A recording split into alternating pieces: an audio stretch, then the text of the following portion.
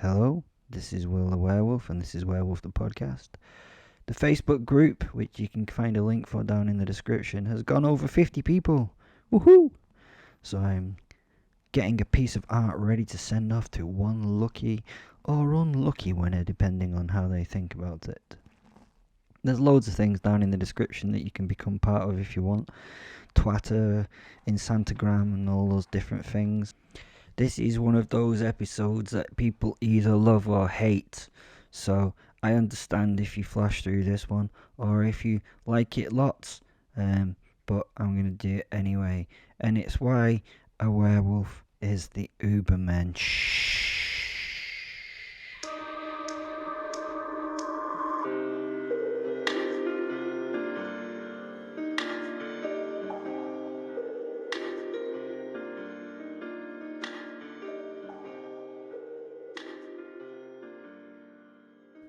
Friedrich Wilhelm Nietzsche was a great thinker. He was a little broken mentally in the latter part of his life, but he was a great thinker. Maybe the first ever incel edgelord. But he's a great thinker. Ignore all that nihilistic shit and the stuff that he was a Nazi and things. Difficult to ignore, but I'll try and make you believe that he wasn't a Nazi, because he really wasn't. He died in 1900, so he died well before the Nazis started anything, so that's kind of un-Nazi-ish. They twisted his words much as many twist the words of the good books to suit their needs. Christian religion, Islamic religion. Shut up, Fen. He was actually a child in Bismarck's Reich, and because of that there were three things Nietzsche hated: the big states, nationalism, and, believe it or not, anti-Semitism. Deutschland, Deutschland über alles. That is the end of German philosophy, he wrote, and I will have all anti-Semites shot. Something he mentioned as well in one of his writings. His sister, on the other hand, was a complete contrast in her thoughts. She married a famous anti-Semite, a wedding our Fred refused to attend, because he thought the guy's politics was wrong. After the couple were married, they went to South America to found a proper Aryan colony with... Anyway, Nietzsche's health failed when the colony failed, so she returned and looked after the now infantile man.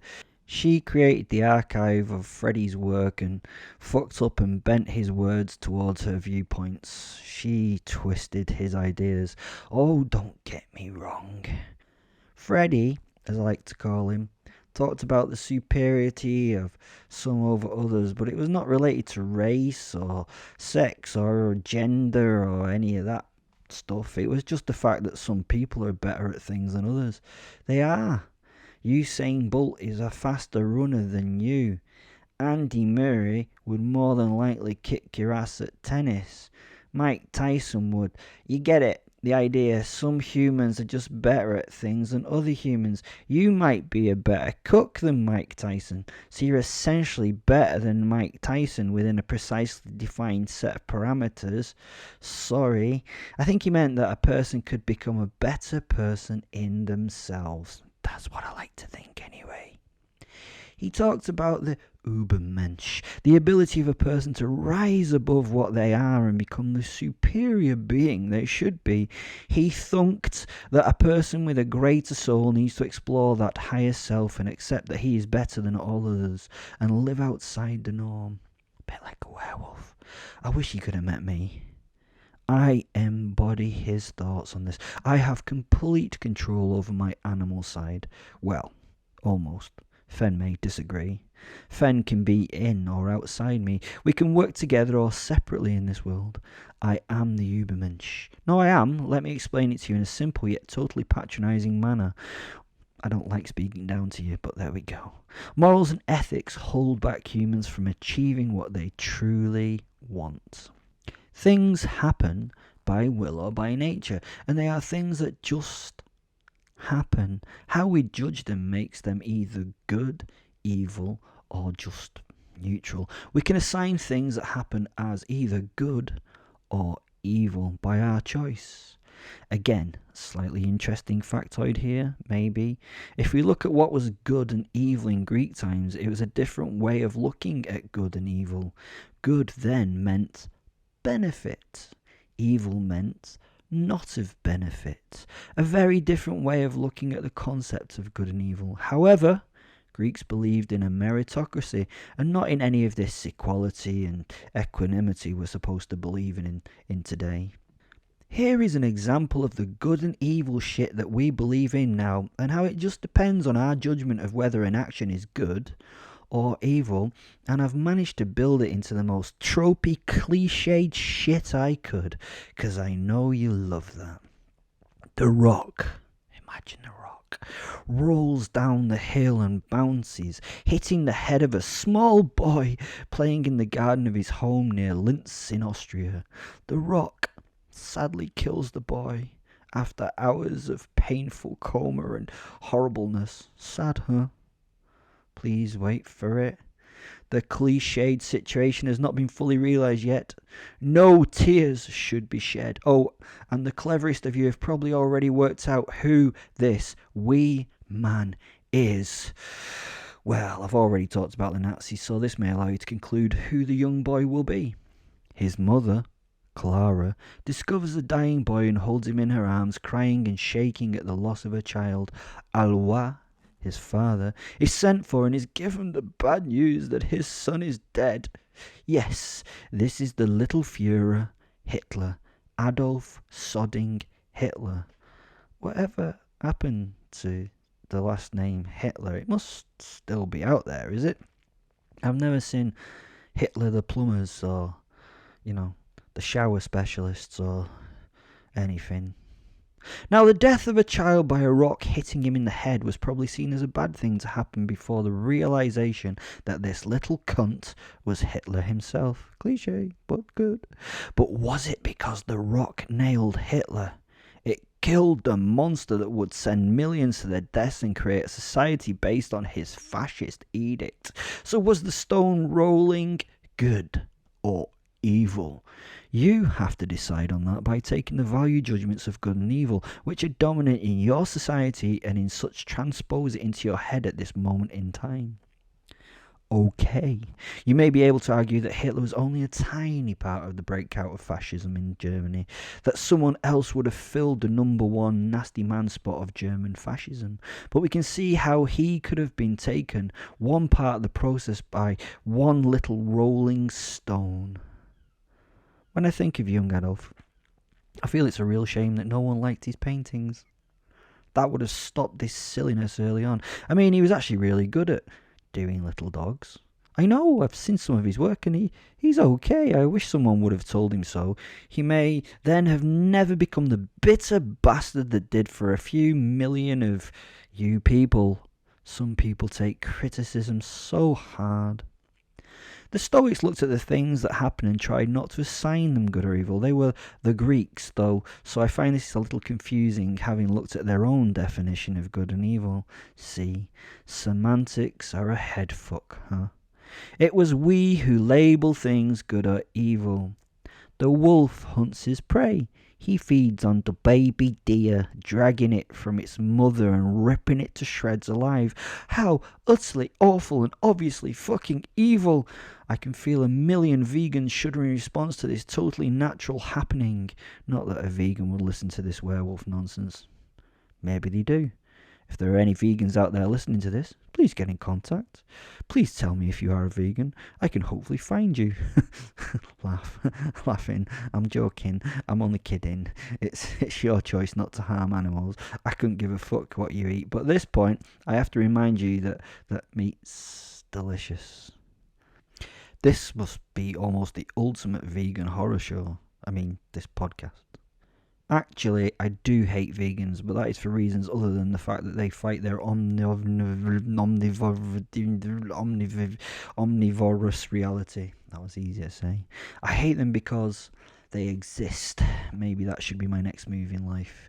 Move from my carnivore diet to a veganivore diet. Fuck, I get sidetracked. Let's get back to the death of the baby deer. I mean, the ripping apart of the Bambi might be seen as evil. Well, this may seem a bad thing, but what about the pups of the wolf that are back in the den? If they don't get this food, then they won't live. So if the deer doesn't die, the wolf pups do. Is the death of the puppies an evil thing? Or is it the death of the deer that's an evil thing? Or are both of those things evil things? I mean, the deer baby's death and the wolf puppy's death may both be evil, but then one evil cannot happen without the other evil happening. Oh, this is such a philosophical conundrum. It's such a, what we call classically as a head fuck. Another awful outcome of the deer not being killed may be that the deer population is not preyed upon sufficiently, so the number of deers explode. They strip the locality of food. The deer now starve to death in large numbers. So is the end of this baby deer a good thing or a bad thing? I suppose it depends on your viewpoint. So confusing, huh? It is times like this that I allow myself to get drunk, not to get overly concerned with what the fuck is going on. So are the things I do evil or good? Oh, and much more importantly, do I give a fuck about whether they are or not? Well, in my eyes, they are neither. They happen, but it can be argued in each case whether or not the outcome was good or evil. Not that I truly give a rat's ass anyways. I am the higher being that Nietzsche talks about in the Übermensch. I am a higher being. Morals and ethics that rule human lives are beneath my understanding. I'm a werewolf. I do not need to understand them. I am all about overcoming the morals we see in ordinary people's lives. They are a poison inside us all, waiting to cow us and stop us from attaining our true selves. Who needs them? A nice little quote. What if a regressive trait lurked in the good man? Likewise a danger, an enticement, a poison, a narcotic, so that the present is lived at the expense of the future. Perhaps in more comfort and less danger, but also in a smaller-minded, meaner manner. So that morality itself was to blame if a man never attained the highest power and splendour possible for the typical man. So that morality itself was the danger of dangers. A Freddie quote right there. The society of the day creates morals to constrict us. We need to exceed the boundaries of the values we're given. I can overcome these values by seeking the ultimate goal, which is gaining power. Everybody lies to themselves about the main thing that they want in life. We all want happiness. Yep, fucking happiness is what people are taught that they want, but it's not. You want to be powerful. Fred realised this. We're not trying to be happy. We're not trying to find the truth in life or meaning. We're trying to develop power over others and ourselves. At a fundamental level, you need control over other things to exist. Your digestive system has to have enough power to break down the food into nutrients. We need to be more powerful than other things at many levels. Let's look at the truth. Our societal laid out values set us back to beings with little power. We must step beyond those values to take the next step in human evolution. Look at the values we live by now in the Western world. They find their basis in the Christian religion, a religion based on the culture of enslaved people. That's where we see the modern origin of our values born. This is a pathetic set of values that you decided to live by. Something. Thank something that God is dead, as he has held us all back from being more powerful individuals. There again, maybe God is not dead. Maybe he's just a dickhead that we should all blame for all the shit that is happening. We've seen other religions and cultures with values based not on slavery but on betterment. The Greeks had a master morality based on excellence. Excellence equaled goodness. You had many capabilities that would allow you to move towards the pursuit of the will to power. To seek the best you could be in this world was considered morally ideal. After this, Christianity happened and gave us an anti-natural morality, giving us morals that turn against the instincts of life and stop us from making a success of it in the now, for the promise of better in the future by gaining paradise. Jesus Christ did the dirty on humans and taught them that being weak was the way to get into the next life where you would get your reward. The meek shall inherit the earth. Fucking bollocks. Christianity is a religion for those who cannot achieve anything because of their position in the pecking order of life. It only becomes so popular because there were so many losers and not many winners. Look at the moral code. They resented the power that the masters had and wanted to make their masters' success a bad thing. They made themselves superior to others by not acting on their desires. They made it morally inferior to do what you wanted without regret. The Christian worldview is all about subservience. You obey the Lord and your betters without question, even if they abuse and use you. The more they do so, the more they hurt you, and the more you ignore it and live to allow them to do so, the more likely you are to go to heaven. Utter bollocks if you think about it. What a con. You become a member of a flock, looked over and held in captivity like the sheep of the field. Again, a cliche, the sheeple, a cliche that fits. They even say the Lord is our shepherd. What's that shit all about? I will never be a sheep singular. I will be the predator of those that are weak in this world to better myself now, not for the false promise of a happy future in some made-up afterlife. Every commandment is a negative too. Thou shalt not do this. Thou shalt not do that. So negative. It's all about stopping people from following their desires and keeping them trapped in their inaction. The virtues we are taught are all ways in which people can hide their failings. Their humbleness disguises the fact that they have never attained anything, nothing that they can be proud of. I don't have to try and achieve anything because I am so humble. Your chastity disguises the fact that you don't get the chance to have sex. We're all programmed with a drive to have sex and fulfill our sexual desires, but if that is not something that we can do because we're weak or unattractive for whatever reason, we can be virtuous very easily. Utter shit. To be poor is a good thing. Is it?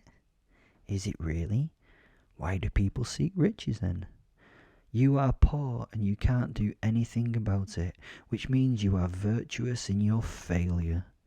It's a religion based on being a loser. Our modern morals are based on being a loser. We need to go beyond them, like me, like the werewolf, except that I am godlike. So these morals do not apply to me. That's why I do the shit that you listen to. That's the rant done. I do feel that I need to go into more detail about all this Homo sapiens leniency. Thanks for listening, and if you are one of the faithful, I don't want to hurt your faith or stop you thinking about it. To be faithful must be amazing. I really wish I did have faith, but I don't. I see the reality, I'm afraid. I love you all though, you're wonderful people. There are things in the description that you can do if you want. Have a great day. Bye.